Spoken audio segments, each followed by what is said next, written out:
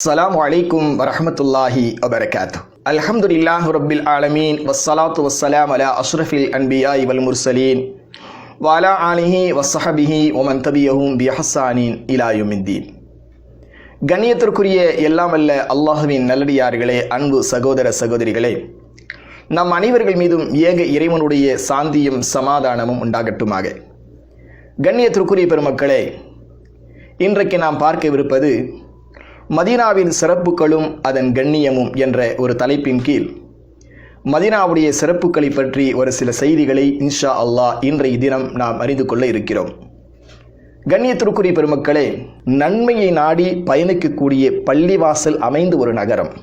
இஸ்லாத்தில் நன்மையை நாடி புண்ணியத்தை நாடி வேறு எங்கும் செல்லக்கூடாது, 3 இடங்களுக்கு தவிர. அதில் ஒரு இடம் என்ன? நாயகம் ஸல்லல்லாஹு அலைஹி சொல்றாங்க, லா துஷத்துர் ரிஹாலு இலா ஸலாஸத்தி மசாஜிதின். நன்மையை நாடி 3 மஸ்ஜிதுகளுக்கு தவிர நீங்கள் என்ன செய்யக்கூடாது? பயணத்தை மேற்கொள்ளக்கூடாது. அதில் என்ன ஒன்று? அல் மஸ்ஜிதுல் ஹராம், அதாவது காபத்துல்லா, மக்காவில் இருக்கக்கூடிய காபத்துல்லா. 2வது மஸ்ஜிதுர் ரசூல் நபி ஸல்லல்லாஹு அலைஹி வஸல்லம், நபிகள் நாயகம் ஸல்லல்லாஹு அலைஹி வஸல்லம் அவருடைய அந்த மதீனாவிலே அமைந்திருக்கக்கூடிய மஸ்ஜிது நபவி என்று சொல்லக்கூடிய அந்த பள்ளிவாசல்.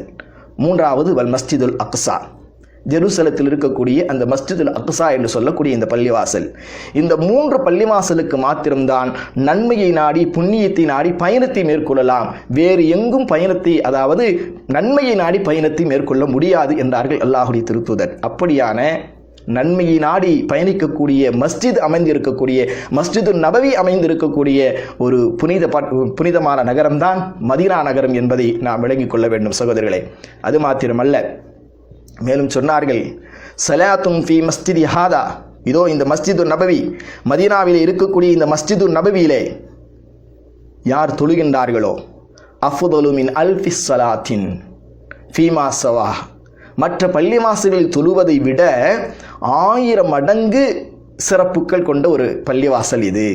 மதீனாவிலே இருக்கக்கூடிய அந்த மஸ்ஜிது நபவியில் தொழுவது இருக்கிறதே, அது மற்ற மஸ்ஜிதுகளை விட 1000 மடங்கு நன்மைகளை பெற்றுத்தரக்கூடிய பள்ளிவாசல். இல்லல் மஸ்ஜிதுல் ஹராம், காபத்துல்லாவை தவிர, மக்காவிலே இருக்கக்கூடிய அந்த மஸ்ஜிதுல் ஹராமை தவிர மற்ற எந்த பள்ளிவாசல்களில் தொழுவதை விடவும் மதீனாவில் நீங்கள் தொழுதீர்கள் சொன்னால் 1000 மடங்கு நன்மைகளை பெற்றுத்தரும். அப்போ மஸ்ஜிதுல் ஹராமை பொறுத்த வரைக்கும் அங்கு 1 லட்சம் நன்மை. அப்போ மஸ்ஜிது நபவி 1000 நன்மைகளை பெற்றுத்தரக்கூடிய, தொழுதால் 1000 நன்மைகளை பெற்றுத்தரக்கூடிய பள்ளிவாசல் அமைந்த நகரம் இது என்று கேட்டால் இந்த மதீனா.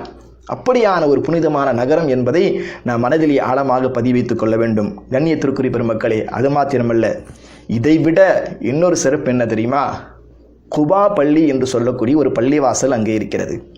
நாயகம் ஸல்லல்லாஹு அலைஹி வஸல்லம் அவர்கள் மக்காவிலிருந்து மதீனாவுக்கு ஹிஜ்ரத் புறப்பட்டு வந்த பொழுது முதலாக ஸல்லல்லாஹு அலைஹி வஸல்லம் அவர்களால் கட்டப்பட்ட ஒரு பள்ளிவாசல் இது என்று சொன்னால் மஸ்ஜிதுல் குபா என்று சொல்லக்கூடிய அந்த பள்ளிவாசல். அந்த பள்ளிவாசலை குறித்து நாயகம் ஸல்லல்லாஹு அலைஹி வஸல்லம் என்ன சொன்னாங்க தெரியுமா? மன் ஹரஜ ஹத்தா யஅதி ஹாதல் மஸ்ஜித், யானி மஸ்ஜிதுல் குபா, அதாவது யார் இந்த மஸ்ஜிதுல் குபா என்று சொல்லக்கூடிய இந்த பள்ளிவாசலில் வந்து ஃபயுஸல்லி ஃபீஹி, அதிலே வந்து யார் தொழுகின்றார்களோ, கான கஅத்லி உம்ரத்தின், அவருக்கு உம்ரா செய்த நன்மை கிடைக்கும். சுப்ஹானல்லாஹ். மதீனாவிலே அமைந்திருக்கக்கூடிய குபா என்று சொல்லக்கூடிய அந்த பள்ளிவாசலில் சென்று நீங்கள் தொழுதீர்கள் என்று சொன்னால் என்ன நன்மை கிடைக்கும் தெரியுமா? கான கஅத்லி உம்ரத்தின், உம்ரா செய்த நன்மை உங்களுக்கு கிடைக்கும் என்றார்கள் அல்லாஹ்வுடைய திருத்தூதர் நாயகம் ஸல்லல்லாஹு அலைஹி வஸல்லம். அப்படிப்பட்ட ஒரு அற்புதமான நகரம் குபா பள்ளி அமைந்திருக்கக்கூடிய ஒரு நகரம் தான் இந்த மதீனா நகரம் என்பதை நம்முடைய மனதிலே ஆழமாக பதிய வைக்க வேண்டும். எல்லாம் அல்ல அல்லாஹு ரப்புல் ஆலமீன் மார்க்கத்தை அதன் தூய வடிவிலே அறிந்து கொள்ளக்கூடிய நல்ல வாய்ப்பினை நம் அனைவர்களுக்கும் ஏற்படுத்தி தருவாராக. அஸ்ஸலாமு அலைக்கும் வரஹ்மத்துல்லாஹி வபரகாத்துஹு.